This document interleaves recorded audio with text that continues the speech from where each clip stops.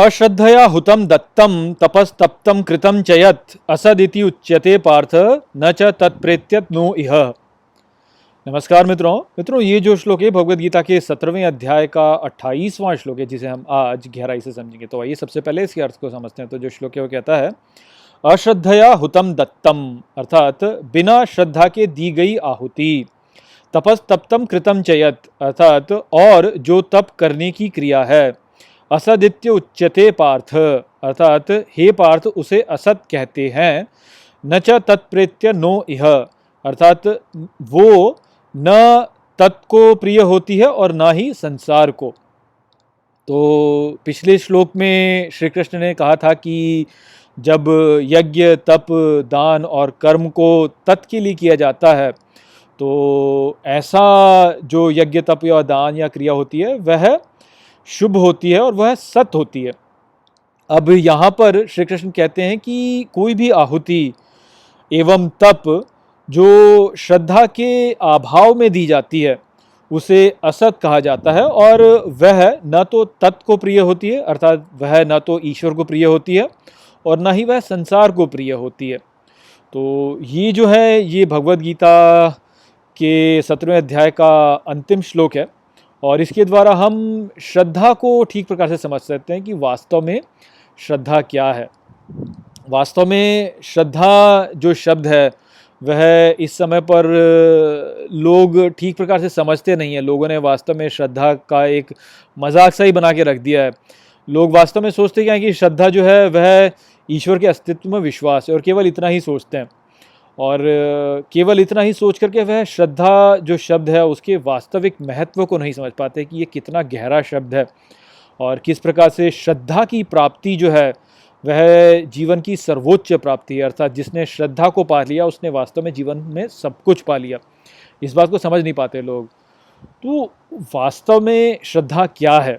श्रद्धा वास्तव में यह विश्वास है कि ईश्वर जो है वह इस संसार में हो रही सभी जो क्रियाएं हैं उनको चला रहा है। उनका जो अधिकारी है या जो संचालक है इस संसार में चल रही संपूर्ण क्रियाओं का, वह ईश्वर है। और ईश्वर जो है वह अच्छाई में स्थित है, अर्थात वह जो भी कार्य करता है वह शुभ होते हैं और सबके लिए कल्याणकारी होते हैं। तो अब यदि किसी व्यक्ति को श्रद्धा हो जाए, यदि वो ये जान ले कि सभी कार्य जो हैं वह ईश्वर के द्वारा संचालित है और ईश्वर जो है वह सभी कार्यों को कल्याणकारी रूप से करता है, तो वह देखेगा कि इस संसार में कुछ भी ऐसा नहीं है जो कि चिंता करने योग्य हो। सभी कुछ जो यहाँ पे हो रहा है वह अच्छा ही हो रहा है। तो उसके भीतर एक गहरा एक विश्वास उत्पन्न हो जाएगा कि जो हो रहा है वह अच्छा हो रहा है। अब यदि व्यक्ति ये मान ले कि जो हो रहा है वह अच्छा हो रहा है, तो ऐसे व्यक्ति को फिर किस बात की चिंता होगी? उसे किसी भी बात की चिंता नहीं होगी। और चिंता ही तो वास्तव में हमारे जीवन में क्लेश को उत्पन्न करती है। यदि चिंता ना हो तो फिर तो जीवन में आनंद ही आनंद है। तो इस प्रकार से जो व्यक्ति श्रद्धा को प्राप्त कर लेता है वह परमानंद को प्राप्त करता है। और आप देखिए कि इस संसार में कितने लोग हैं जो कि परमानंद को प्राप्त हैं। बहुत ही कम लोग ऐसे हैं जो कि परमानंद को प्राप्त हैं, और कितने लोग ऐसे हैं जो कि बोलते हैं हमें ईश्वर में विश्वास है। लगभग सभी लोग बोलते हैं कि हमें ईश्वर में विश्वास है। तो ये जो ईश्वर में विश्वास या जो श्रद्धा को लेकर भ्रम है, यह वास्तव में इसलिए उत्पन्न हुआ है क्योंकि लोग ऊपर ऊपर से तो कहते हैं कि हमें ईश्वर में विश्वास है, किंतु उनके भीतर उन्हें विश्वास नहीं है, और ना उन्हें इस बात का ज्ञान है कि उन्हें विश्वास नहीं है। दोनों ही चीज़ें नहीं है उनके भीतर।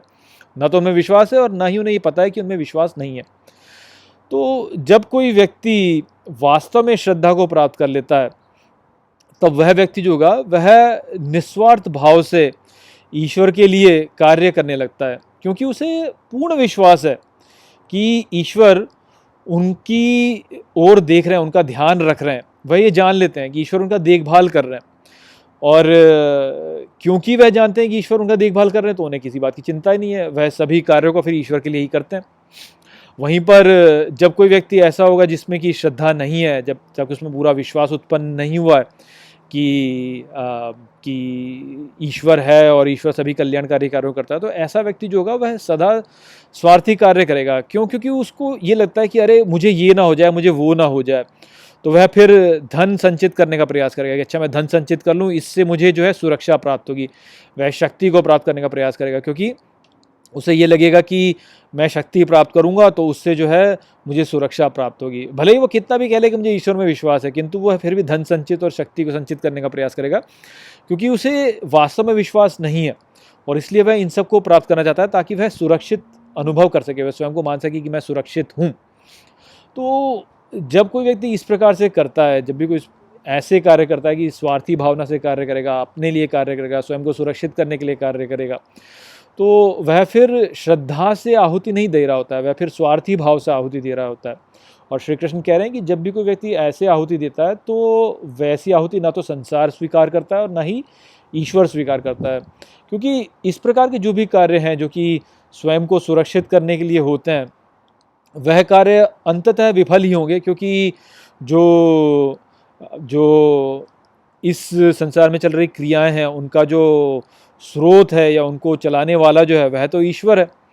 और यदि कोई व्यक्ति जो है कार्य ईश्वर के लिए नहीं कर रहा है तो फिर वह कार्य सफल हो ही कैसे सकता है, वह कार्य तो व्यर्थ ही होगा, क्योंकि ईश्वर अपनी इच्छा से कार्य को करेगा। तो अपनी इच्छा शक्ति को ईश्वर के आगे समर्पित न करने वाला व्यक्ति जो भी कोई कार्य कर रहा है वह वास्तव में व्यर्थ ही कार्य है। तो संसार तो उसे स्वीकार कर नहीं रहा है और ना ही ईश्वर उसे स्वीकार कर रहा है, तो ऐसा कार्य जो होगा वो व्यर्थ ही जाएगा। इसलिए हमको इस बात को समझना चाहिए कि हम अपने कार्यों को ऐसे करें कि वह ईश्वर की ओर हो, ईश्वर की ओर समर्पित हों, उसकी इच्छा शक्ति की ओर समर्पित हों।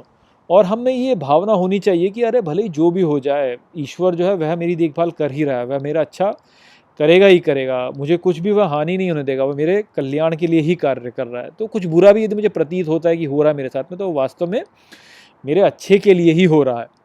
ऐसा जब कार्य करेगा कोई व्यक्ति तो ईश्वर उसे स्वीकार करता है उसके कार्य को और उस पर अपनी कृपा और देता है, उसे और ज्ञान प्रदान करता है कि वह ईश्वर को और समझ सके और गहरा समझ सके। वहीं पर व्यक्ति यदि केवल अपने संरक्षण के लिए अर्थात अपने अहंकार के संरक्षण के लिए कार्य करेगा तो फिर ईश्वर जो है वह उसकी सहायता नहीं कर पाता और ऐसा जो व्यक्ति होता है उसके सभी कार्य जो होते हैं वह व्यर्थ जाते हैं।